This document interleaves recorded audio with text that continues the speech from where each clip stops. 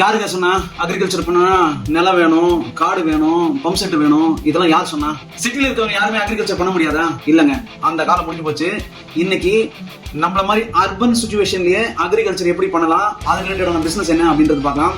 Number 1, hydroponic farming. நீங்க மாடியிலேயே பண்ணலாம். ஹைட்ரோபோனிக் அப்படின்னு சொல்றது மினிமலான வாட்டர் அப்புறம் மினிமலான சாயில் வச்சு வளர்க்குற ஒரு விதம். Number 2, urban aquaponics. அக்வாபானிக்ஸ் அப்படின்னு சொல்றது மீன் வளர்க்கறதோட சேர்ந்து நம்ம அக்ரிகல்ச்சரையும் பண்ணக்கூடிய ஒரு விஷயம். Number 3, honeybee farming. இப்பெல்லாம் ஹனிபி ஃபார்மிங் பண்றதுக்கு பெரிய ஃபார்ம் எல்லாம் தேவையில்லைங்க, சின்ன சின்ன பாக்ஸஸ்லயே ஹனிபி ஃபார்மிங் பண்றாங்க. அதையும் முயற்சி பண்ணி பாருங்க. Number 4, home based mushroom farming. பயங்கரமா வேகமா வளர்ந்த ஒரு விஷயம், அதையும் முயற்சி பண்ணி பாருங்க.